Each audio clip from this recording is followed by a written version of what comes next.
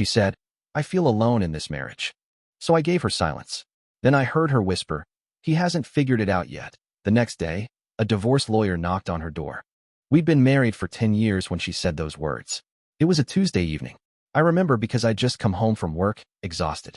My manager had chewed me out for something that wasn't even my fault, and traffic had been brutal.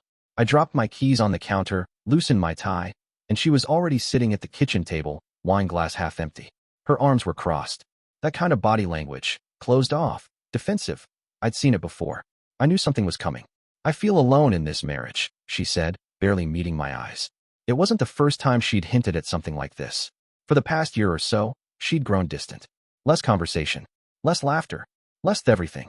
But we both kept going through the motions, me with work, her with her graphic design business from home. We slept in the same bed, ate dinner most nights together, but it felt like we were in parallel lives. Still, I didn't expect her to say it so plainly. I'm here every day, I replied, my voice quieter than I meant it to be. I come home to you. I make dinner. I pay the bills. What more? That's just it, she cut me off. You're here, but I still feel completely alone. I didn't know what to say. I stood there, trying to wrap my head around what she was really asking for. Because to me, it sounded like I wasn't enough. And maybe I hadn't been. Maybe I'd gotten too comfortable. Or maybe she had. But that night changed something in me. I lay in bed staring at the ceiling while she slept next to me, her back turned like usual. I thought about all the moments I'd asked her how her day was, and she'd answered with one word. All the nights, she wasn't in the mood.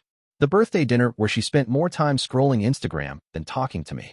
And I started to wonder, was she really feeling alone, or was she already halfway out the door? Over the next week, I gave her space. Maybe too much. I didn't press. I didn't initiate conversation. I just stopped trying so hard. She noticed.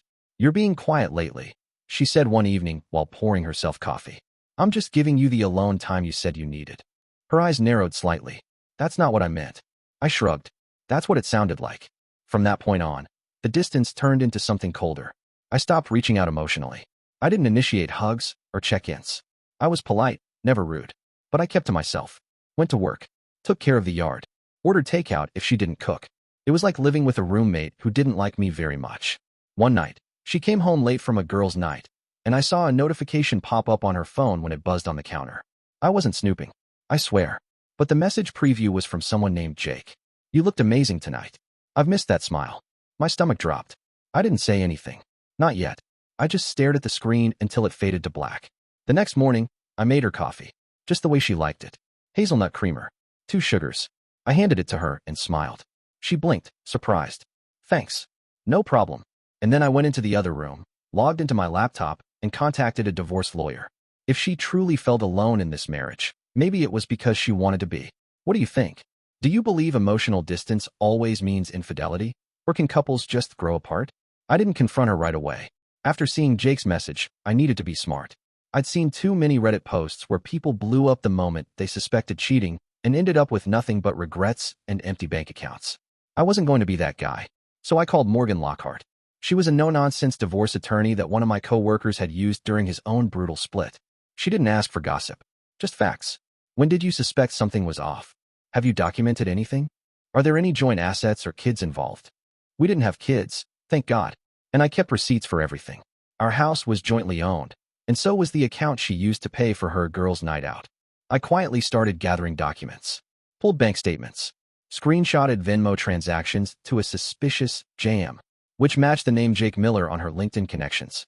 I even took a mental note of her changing appearance. New lingerie, more perfume, gym membership suddenly used after 2 years of collecting dust. But at home, I played it cool. I greeted her every day with a soft morning. I came home on time. I never yelled, never accused. The calmer I got, the more irritated she seemed. One night while I was watching TV, she paused near the door and said, "You've barely spoken to me in days." I muted the show. You said you felt alone in the marriage. I'm just giving you what you wanted. She looked stunned for a second. That's not what I meant, and you know it. I turned to her. Then maybe you should have said what you meant. The next morning, she tried to act sweet. Made pancakes. Wore that hoodie of mine she used to love. But something in me had already flipped. It wasn't anger. Not even sadness. Just clarity. I remembered all the times I'd supported her through anxiety attacks. Helped her mother after her hip surgery.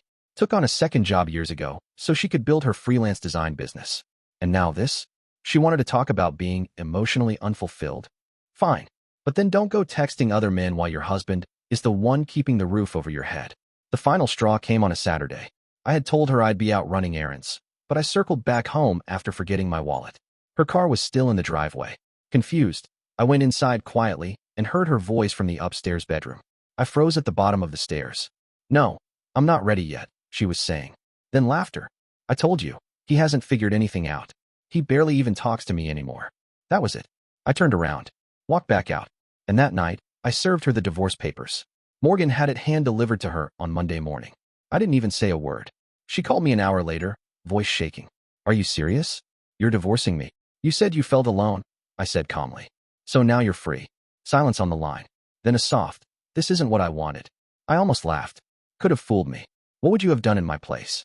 Is walking away too cold? Or is it sometimes the strongest thing you can do? After I hung up the phone, I felt nothing. Not relief. Not guilt. Just a strange, numbing peace. Like I'd finally taken my hands off a steering wheel I'd been gripping for too long. On a road she never wanted to be on with me in the first place. But things didn't stay quiet for long. The next few days were a hurricane of emotions on her end. Angry texts, tearful voicemails, some messages pleading, others blaming. She swung from, "I was confused, I still love you," to "you're being cruel and vindictive" in the span of hours. Her favorite line? "You blindsided me." That one almost made me laugh. I blindsided her. After everything I heard that day, after the texts from Jake and her lies about girls' night, she'd been emotionally absent for months, maybe years. I had just finally matched her energy. Meanwhile, Morgan handled everything with precision. She drafted the divorce terms based on my documentation, financial records, screenshots, everything. There were no kids and no prenup, but I had proof of her affair, which gave me leverage. We offered her an even split. Half the house value, fair share of the joint savings, but nothing more. She wanted spousal support. Morgan calmly shut that down. She's a self-employed designer with steady income. The affair makes alimony a hard sell in court. Let her try. It got nastier from there.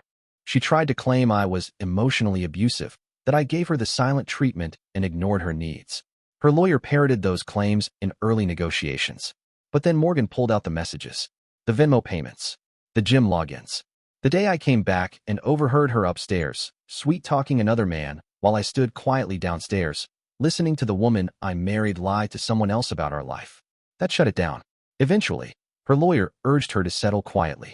Probably told her the same thing Morgan had told me. Going to court could expose more than she wanted. I moved out temporarily while we figured out the house. She wanted to stay in it, fine. I let her buy me out. Used the cash to get a small, modern apartment on the other side of town. No frills, but it felt clean, quiet, peaceful. For the first time in years, I could hear myself think. A month after the papers were finalized, I got a letter in the mail. No return address. It was in her handwriting. "I never stopped loving you. I just didn't know how to fix what was broken. I didn't mean for it to end like this. I wish you'd fought harder for us." I read it once, then folded it back up and placed it in my desk drawer. And you know what? I had fought for us. For years. Through her moods, her silence, her withdrawal. But the second she let another man in, while I was still trying to hold us together, that's when she stopped fighting. That's when it ended. Even if the paperwork came later. It's been almost a year now. I go to the gym more often. I see friends. I started volunteering at a local mentorship program on weekends. I've even gone on a few dates. Nothing serious yet, but it feels light. Easy. Sometimes I catch myself looking at couples in restaurants and wondering what's going on under the surface. What texts are being hidden? What conversations are being avoided? And sometimes I wonder if she ever truly felt alone, or if she was just trying to justify walking away first. So what do you think? Was I too distant in the end, or was silence the only thing left to give? Let me know in the comments. I'm listening. I appreciate you watching till the end. Hit that subscribe button and stay tuned for more content.